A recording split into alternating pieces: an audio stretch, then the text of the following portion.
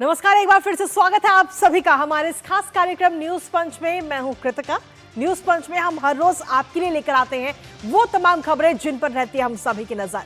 फिर वो खबर चाहे देश से जुड़ी हो या फिर अंतर्राष्ट्रीय जगत की हो या फिर आपके खुद के फायदे की हो, खबर से जुड़े हुए हर पहलू को पहुंचाने के साथ साथ ग्राउंड पर मौजूद अपने सहयोगियों से भी जानते हैं खबर से जुड़ा हुआ एक एक अपडेट, जिससे आप किसी भी खबर से अछूते ना रहें। और आज जिन प्रमुख खबरों की हम विस्तार से बात करेंगे, सबसे पहले एक नजर डालेंगे उन प्रमुख खबरों पर टॉप लाइन्स के जरिए।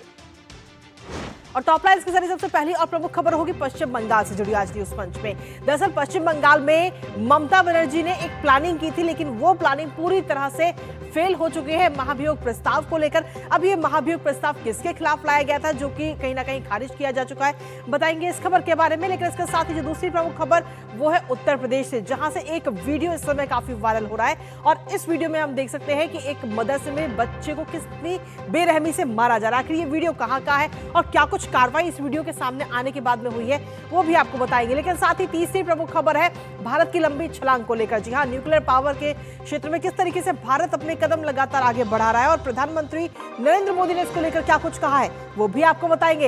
इसके साथ ही एक और प्रमुख खबर अंतर्राष्ट्रीय जगत से जुड़ी, जहां डेडलाइन का काउंटडाउन जो है वो इस समय शुरू हो चुका है। अमेरिकी राष्ट्रपति डोनाल्ड ट्रंप को बीते कल हम सभी ने सुना, जिसके बाद में आज का दिन अपने आप में काफी महत्वपूर्ण है। हालांकि ईरान की तरफ से क्या कुछ प्रतिक्रिया है वो भी आपको बताएंगे इस पूरी खबर के बारे में। तो चलिए शुरुआत करते हैं सबसे पहली और प्रमुख खबर के साथ।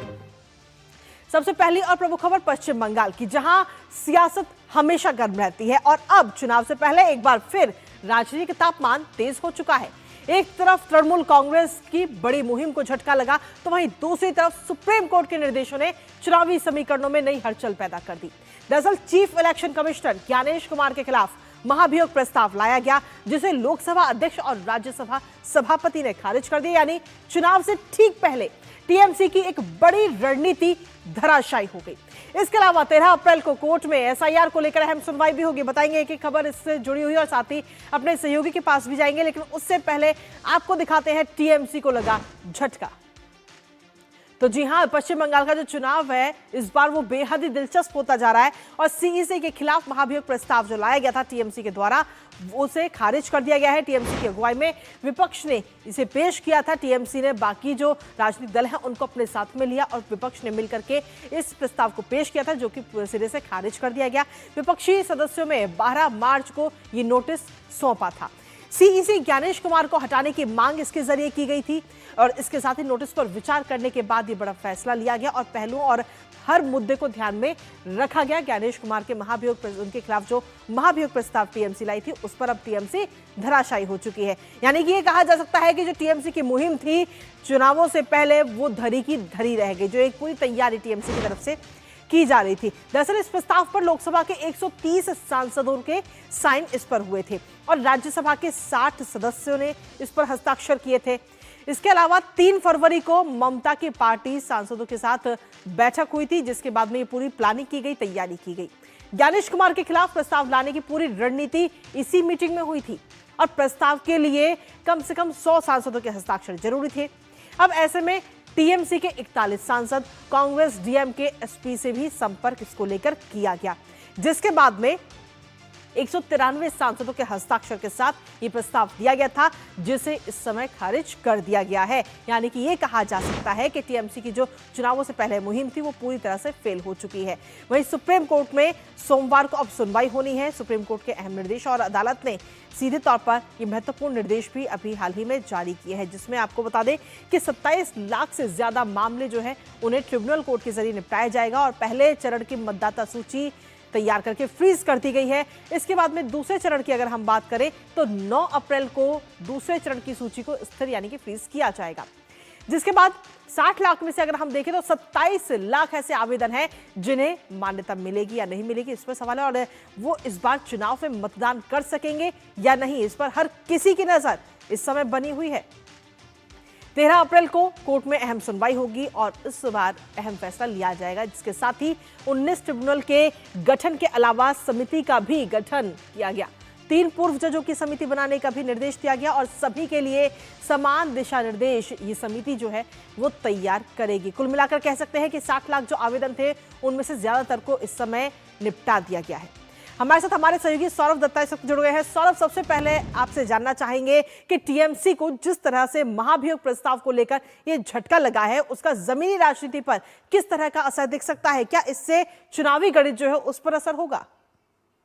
कृतिका, देखिए, लगातार टीएमसी एसआईआर के विरोध में है और लगातार मुख्य चुनाव आयोग के जो कमिश्नर है सीईसी गणेश कुमार, उनके खिलाफ लगातार हमलावर है ममता बनर्जी, अभिषेक बनर्जी। और इसको चलते जो उनके वोटदाता है उनके पास वो ये अपना इमेज तैयार करना चाहती थी कि अगर कोई गणेश कुमार के खिलाफ, बीजेपी के खिलाफ कोई लड़ रहा है तो वो टीएमसी है। लेकिन उसका कोई संवैधानिक जो बुनियाद जो नहीं है वो एक बार फिर ये जो खारिज हो गया लोकसभा और राज्यसभा में, इससे साफ पता चलता है कि राजनीति करने के लिए इम्पीचमेंट प्रपोजल लाए थे टीएमसी और साथ ही साथ वो समाजवादी पार्टी डीएमके और कांग्रेस को भी एक साथ एकजुट किए थे और उसको सिग्नेचर करके जो हस्ताक्षर चाहिए थे जो एमपीज की, उनको सिग्नेचर करके एक प्रस्ताव उन्होंने दिया था। लेकिन इसे साफ पता चलता है कि जिस मुद्दे को लेकर वो सीएसी के इम्पीचमेंट चाहते थे वो मुद्दा खड़ा नहीं हो रहा है, उसका कोई बुनियाद नहीं है, ये पता चल गया। और बंगाल की जनता भी जानती है कि टीएमसी जो कर रही है एसआईआर को लेकर, आखिर में उसमें पॉलिटिक्स है। जैसे टीएमसी के जो सीएम जो है ममता बनर्जी जैसे सुप्रीम कोर्ट में गई थी, वैसे ही इस चीज को भी सामने लाकर वो कहना चाहेगी अपनी बिल्कुल सौरभ। लेकिन इसके साथ ही अगर एसआईआर की बात करें तो एसआईआर को लेकर क्या कुछ ताजा अपडेट है आपके पास में, और आज क्या कुछ खास देखने को मिलेगा पश्चिम बंगाल में?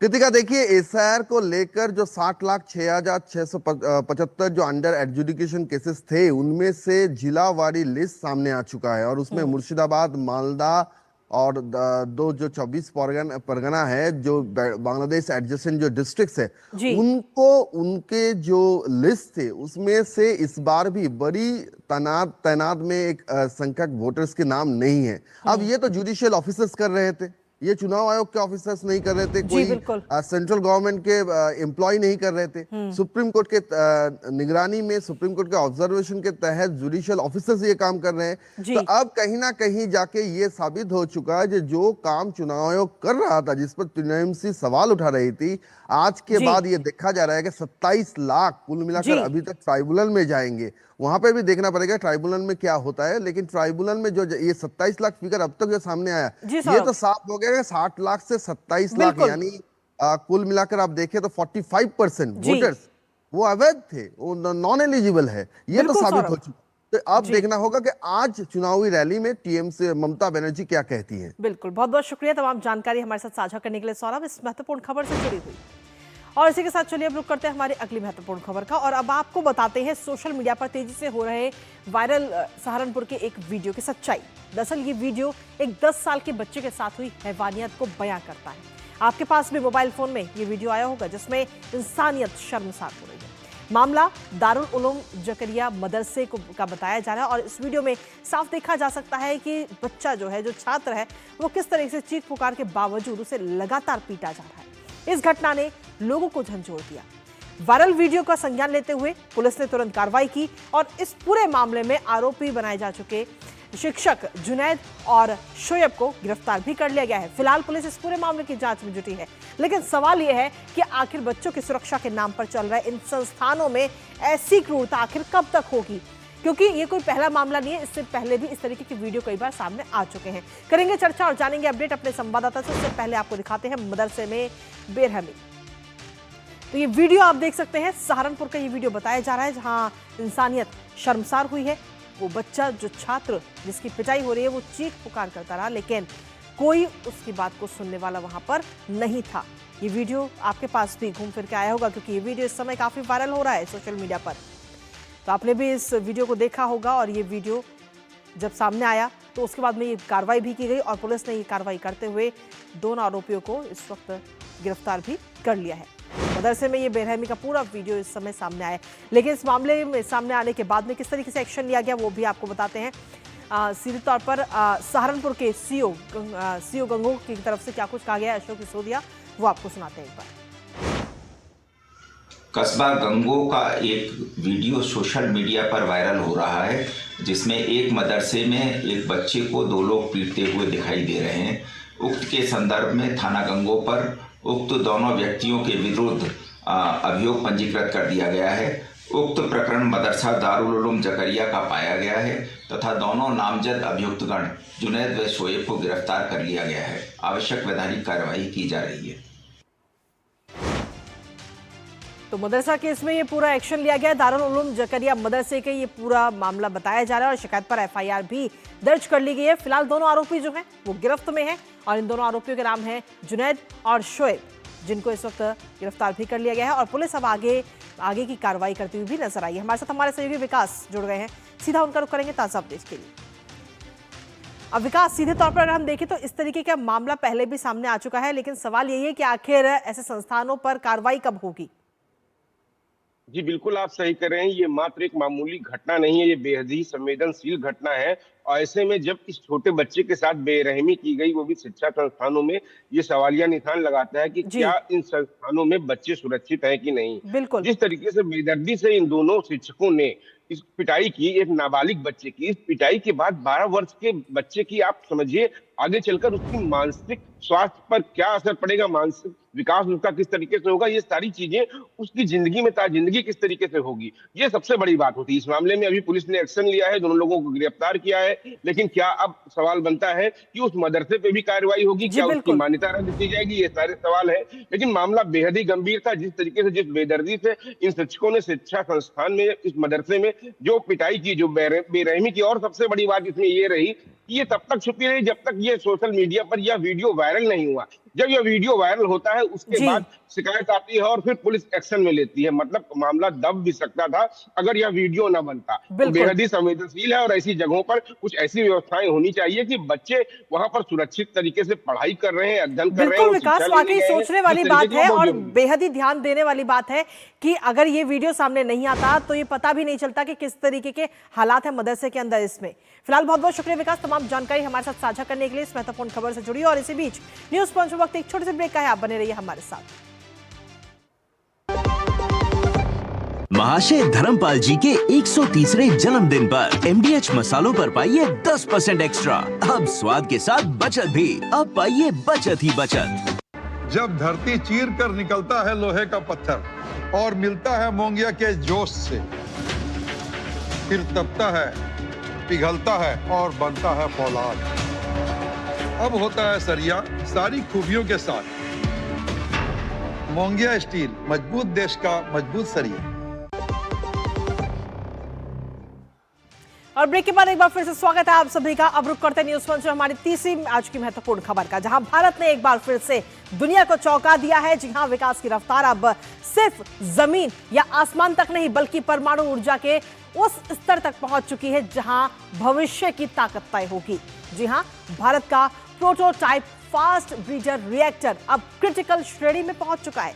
और सिर्फ एक रिएक्टर नहीं है ये, बल्कि भारत के 3 चरणीय न्यूक्लियर प्रोग्राम का एक मजबूत दूसरा कदम है, जिससे अब भारत सिर्फ ऊर्जा उपभोक्ता नहीं बल्कि ऊर्जा निर्माता बनने की दिशा में आगे बढ़ रहा है। और एक ऐसा देश जो जितना ईंधन खर्च करेगा उससे कहीं ज्यादा पैदा करने की क्षमता भी रखेगा। और सबसे बड़ी बात, थोरियम, जिसका दुनिया में सबसे बड़ा भंडार अकेले भारत के पास है। आखिर कैसे काम करेगा ये फास्ट ब्रीडर रिएक्टर और कैसे यूरेनियम से बनेगी प्लूटोनियम और फिर थोरियम से पैदा होगी बिजली, बताएंगे आपको, साथ ही करेंगे चर्चा। उससे पहले आपको दिखाते हैं न्यूक्लियर पावर भारत की एक और छलांग। जी हाँ, न्यूक्लियर पावर में भारत ने एक और छलांग लगाता हुआ भारत नजर आया है और इसमें सीधे तौर पर हम कह सकते हैं कि न्यूक्लियर प्रोग्राम पर एक बड़ा अपडेट हाल ही में शेयर भी किया गया है, जिसको लेकर के लगातार पिछले काफी लंबे समय से तैयारियां भी की जा रही थी। आपको बता दें कि प्रोटोटाइप फास्ट ब्रीडर रिएक्टर अब क्रिटिकल श्रेणी में आ चुका है भारत का, और रिएक्टर परमाणु कार्यक्रम के दूसरे चरण की ये शुरुआत है। भारत की एंट्री अब इसमें हो चुकी है दूसरे चरण में, और भारत के पास खपत से ज्यादा ईंधन पैदा करने की ताकत होगी, क्षमता होगी। और अब थोरियम से भारत जो है वो बिजली को बना पाएगा, जनरेट कर पाएगा। और थोरियम का दुनिया में सबसे बड़ा भंडार भारत के पास है। 25% दुनिया में जितना भंडार है इसका, उसमें से 25% अकेले भारत के पास है। और थोरियम से बिजली बनाने के लिए फास्ट ब्रीडर रिएक्टर की जरूरत होती है, और इसीलिए ये काफी महत्वपूर्ण बताया जा रहा है। इसको लेकर प्रधानमंत्री नरेंद्र मोदी ने वैज्ञानिकों के जज्बे को सलाम भी किया है और सोशल मीडिया पर एक पोस्ट किया जिसमें उन्होंने लिखा, कि आज भारत अपनी असैन्य परमाणु यात्रा में एक निर्णायक कदम उठा रहा है, जिसके साथ ही उसके परमाणु कार्यक्रम का दूसरा चरण भी आगे बढ़ रहा है। आपको बता दें कि स्वदेशी रूप से डिजाइन और निर्मित प्रोटोटाइप फास्ट ब्रीडर रिएक्टर ने क्रिटिकलिटी हासिल कर ली है और ये उन्नत रिएक्टर जो अपनी खपत से ज्यादा ईंधन उत्पन्न करने में सक्षम है। इसी के साथ हमारे सहयोगी दीपक रावत इस वक्त जुड़ गए हैं ताजा अपडेट के साथ। सीधा उनका रुख करते हैं। दीपक, आखिर ये कैसे काम करेगा और इससे किस तरीके से बिजली की बचत भी होगी और भारत किस तरीके से आत्मनिर्भर इसमें बनेगा? जी कृतिका, इसको बेहद आसान शब्दों में हम अपने दर्शकों तक समझा सकें तो उसका ये मतलब निकलता है कि हमारा देश पिछले कई सालों से दो चीज़ों पर काम कर रहा था। पहला ये कि कम से कम ईंधन इस्तेमाल हो ताकि बिजली बनाई जा सके, और दूसरा आगे चलकर हम भविष्य में ऐसी प्रणाली पर काम कर सकें कि हमें अपने जो प्राकृतिक संसाधन हैं, अपनी जो संसाधन हैं, उस पर हम अपना जो है बिजली बना सकें, हमें बाहर के देशों पर निर्भरता नहीं रहेगी। अब इसी को लेकर देश में बहुत सालों से काम हो रहा था। अब वो काम कैसे हो रहा था, अब इसको समझिए कि जो अब प्रोटोटाइप फास्ट ब्रीडर रिएक्टर हमने बनाया है वो इस तरीके का है कि जब हम पहले बिजली जो बन रही थी यूरेनियम का इस्तेमाल करके बिजली बनती थी, लेकिन जब बिजली बनाने में यूरेनियम का इस्तेमाल होता था तो उसमें प्लूटोनियम निकलता था। वो प्लूटोनियम अब जो है वो इस्तेमाल होगा इस फास्ट ब्रीडर रिएक्टर में, और उसके बाद ये आगे चलकर उसमें इस तरीके का ईंधन तैयार करेगा कि जितना ईंधन ये खा रहा है उससे कई गुना ईंधन ये तैयार करेगा। यानी कि आप इसको ऐसे समझिए कि किसी गाड़ी में अगर हम पेट्रोल का इस्तेमाल कर रहे हैं तो वो गाड़ी पेट्रोल तो यूज़ कर ही रही है गाड़ी चलने में, लेकिन वो पेट्रोल और बना भी रही है। यानी कि इससे बहुत ज़्यादा उपयोगिता ये बढ़ जाएगी कि जितना ईंधन हम इस्तेमाल करेंगे बिजली बनाने में उतना ही ईंधन ये प्रोड्यूस भी करेगा, और वही ईंधन आगे चलकर काम करेगा थोरियम के साथ मिलकर। ये रिएक्टर जो काम करेगा फास्ट ब्रीडर रिएक्टर जो है, और उसके बाद जो थोरियम पर हमारा जो उत्पादन है बिजली का वो बढ़ जाएगा, क्योंकि थोरियम हमारे देश में प्रचुर मात्रा में है। तो इसलिए एक तरीके से निर्भरता पूरे देशों में खत्म हो जाएगी। ईंधन जो हमारे पास है वही ईंधन आगे और ईंधन प्रोड्यूस करता रहेगा, तो उस पर कोई दिक्कत नहीं आएगी। सबसे बड़ा फायदा क्या होगा इसको भी समझिए कि हमारी बिजली सस्ती होगी, स्थिर होगी, साफ बिजली होगी, इसमें किसी प्रकार का कोई पोल्यूशन नहीं होगा, और लोगों जो दूसरे देशों में जो हमारी निर्भरता है वो पूरी तरह से खत्म हो जाएगी। बिल्कुल, बहुत बहुत शुक्रिया दीपक, तमाम अपडेट्स और जानकारी हमारे साथ साझा करने के लिए, इस महत्वपूर्ण खबर से जुड़ी और बेहद आसान भाषा में इसे समझाने के लिए। इसके साथ ही अब रुक करते हैं हमारी एक और महत्वपूर्ण खबर का, अंतर्राष्ट्रीय जगत से जुड़ी ये जरूरी खबर, जहां अमेरिकी राष्ट्रपति डोनाल्ड ट्रंप और ईरान के साथ तनाव लगातार बढ़ रहा है और ट्रंप बार बार डेडलाइन दे रहे हैं। और एक बार फिर से ट्रंप ने चेतावनी दी है कि अगर मंगलवार शाम तक स्ट्रेट ऑफ हॉर्मुज को दोबारा नहीं खोला गया तो पावर प्लांट और पुलों को निशाना बनाया जा सकता है। ट्रंप की इस आक्रामक धमकी पर ईरानी संसद के स्पीकर की तरफ से तीखी प्रतिक्रिया भी सामने आई, और ऐसे में इस बात को लेकर चर्चा तेज हो चुकी है कि अगर ईरान ट्रंप की बात नहीं माना तो आगे क्या होगा। सबसे पहले आपको दिखाते हैं ट्रंप की धमकी, एक रात में ईरान खत्म। तो जी हां, ट्रंप की तरफ से यह धमकी दी गई है कि ईरान को एक रात में ही खत्म किया जा सकता है। ट्रंप की ईरान को यह बड़ी धमकी है और एक रात में ईरान खत्म हो जाएगा, पूरा देश एक रात में तबाह हो सकता है, ये बात कही गई अमेरिकी राष्ट्रपति की तरफ से। ईरान का हर पुल ध्वस्त होगा, हर बिजली संयंत्र बंद होगा, ये अमेरिकी राष्ट्रपति डोनाल्ड ट्रंप ने कहा, और कहा कि 4 घंटे के भीतर सब खत्म हो सकता है अगर ईरान उनकी बात नहीं मानता तो। हालांकि ईरान की अगर हम बात करें तो ईरान के पास में आज तक का समय है, लेकिन जैसे ही बीते कल ये धमकी सामने आई तुरंत ही ईरान ने भी पलटवार किया इस धमकी को लेकर के, और इस धमकी पर पलटवार करते हुए मुश्तबा खामेनेई की तरफ से क्या कुछ बयान सामने आए वो भी आपको बताते हैं। दरअसल मुश्तबा खामेनेई ने सीधे तौर पर बयान दिया है कि नेताओं की हत्या से ईरान जो है वो बिल्कुल नहीं रुकेगा, हमलों से कमजोर ईरान नहीं हुआ है, और सीज फायर पर ईरान की साफ साफ नो है, ये बात कही गई है मुश्तबा खामेनेई की तरफ से। ये बड़ा बयान उनकी तरफ से सामने आया। दरअसल अमेरिकी राष्ट्रपति डोनाल्ड ट्रंप ने जो बयान दिया उसके बाद में ईरान ने ये पलटवार किया है और कहा है कि नेताओं की हत्या से ईरान रुकने वाला बिल्कुल भी नहीं है, और हमलों से ईरान जो है वो कमजोर नहीं हुआ है, और हम भी लगातार बराबर हमले कर रहे हैं, जवाब दे रहे हैं हमलों का, ये बात उनकी तरफ से कही गई। साथ ही उन्होंने कहा कि सीज फायर पर ईरान की तरफ से साफ साफ नो है। इसके साथ ही क्या हॉर्मुज पर बात बन पाएगी, क्योंकि यूएनएससी में हॉर्मुज प्रस्ताव पर वोटिंग भी है, और ऐसे में नए प्रस्ताव पर ईरान से अपील भी की गई है। जहाजों की सुरक्षा सुनिश्चित की जाए, सुचारू आवाजाही और संचालन हो, और अंतर्राष्ट्रीय जो समुद्री मार्ग में कोई बाधा ना डाले। ऐसे में वैश्विक बाजार में भी इस जो तनाव लगातार बढ़ रहा है, इसका असर वैश्विक बाजार पर भी साफ तौर पर पड़ता हुआ नजर आ रहा है, क्योंकि वैश्विक बाजार में पूरा उथल पुथल है। कच्चे तेल की जो कीमतें हैं उसमें काफी इजाफा हो चुका है। कीमतों की अगर हम बात करें तो $110 प्रति बैरल के पार ये कीमतें पहुंच चुकी हैं। वहीं WTI क्रूड में 2.52% की तेजी देखने को मिली है, $115 प्रति बैरल के पार पहुंच चुकी है। और ब्रेंट क्रूड ऑयल की अगर हम बात करें तो इसकी कीमतें भी बढ़ी हैं, 1.25% की तेजी इसकी कीमतों में भी देखने को मिली और $111 प्रति बैरल के पार इसके दाम अभी तक पहुंच चुके हैं। हमारे साथ हमारे सहयोगी अखिलेश इस समय जुड़ गए हैं, सीधा उनका रुख करेंगे ताजा अपडेट के लिए। अखिलेश, ईरान की अगर हम बात करें तो ईरान के पास आज शाम तक का वक्त है और अगर ईरान ट्रंप की बात को नहीं मानता और हॉर्मुज को नहीं खोलता तो आगे क्या होगा? किस तरीके की तस्वीर हम सभी को देखने को मिल सकती है, क्योंकि हर किसी की नजर आज शाम पर है।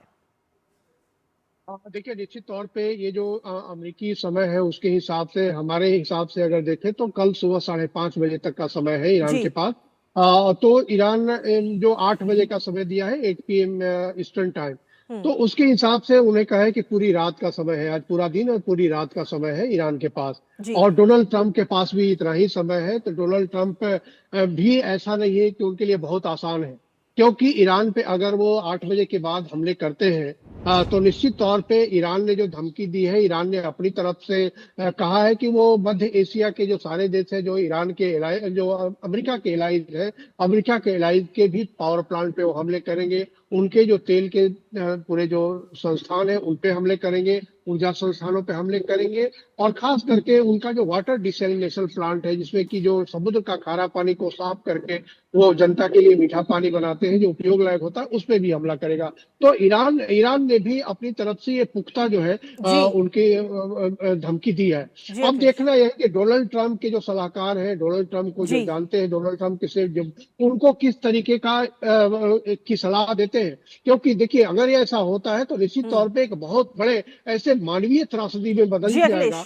जो अभी युद्ध है वो मानवीय त्रासदी में बदल सकता है और इसके लिए पूरी दुनिया तैयार नहीं है। तो निश्चित तौर पे एक बहुत बड़ी चुनौती है डोनाल्ड ट्रंप के सामने भी, ईरान के सामने भी और पूरी दुनिया के सामने भी।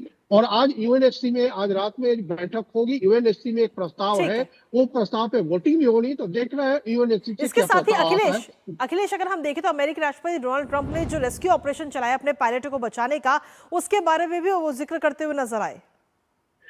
निश्चित तौर पे युद्ध में जो है सभी जो पार्टियां हैं, सभी अपने अपने हिसाब से युद्ध में जो कामयाबियां मिलती हैं उसके बारे में वो बताते हैं, क्योंकि ताकि उनकी जनता हतोत्साहित नहीं हो, उनके सैनिक हतोत्साहित नहीं हो। तो युद्ध में सैनिक शहीद होते हैं, युद्ध में सैनिकों को बचाया भी जाता है, ये सारी तरफ से होती है। तो यह निश्चित तौर पे कह सकते हैं कि अमेरिका ने ईरान के अंदर जाके अपने सैनिक को बचाया, एक बड़ी बात है, कामयाबी है। लेकिन जो असली मुद्दा है कि दोनों तरफ से जो 15 पॉइंट प्रोग्राम जो फॉर्मूला दिया है डोनाल्ड ट्रंप ने और जो 10 पॉइंट फॉर्मूला अभी ईरान ने दिया है, जो पाकिस्तान के मार्फत उन्होंने अमेरिका को भेजा है, इस पे कोई भी कन्वर्जेंस का पॉइंट नहीं दिख रहा है। और वो कन्वर्जेंस का पॉइंट कैसे बीच का रास्ता निकलता है और वह पूरी जो बॉल कह सकते हैं कि अभी डोनाल्ड ट्रंप। फिलहाल कुल मिलाकर अगर हम देखें तो हर किसी की नजर इस महत्वपूर्ण खबर पर लगातार बनी हुई है और आप भी लगातार इस पर नजर अपनी बनाए रखेगा। फिलहाल बहुत बहुत शुक्रिया तमाम जानकारी और अपडेट्स हमारे साथ साझा करने के लिए, इस महत्वपूर्ण खबर से जुड़े और एक अपडेट हम भी आप तक लगातार पहुंचाते रहेंगे इस अंतर्राष्ट्रीय जगत से जुड़ी एक खबर को लेकर के। लेकिन इसी के साथ फिलहाल न्यूज पंच मुझे और हमारी पूरी टीम को दीजिए अनुमति, दोपहर 2 बजे फिर होगी आपसे मुलाकात। तब तक के लिए नमस्कार।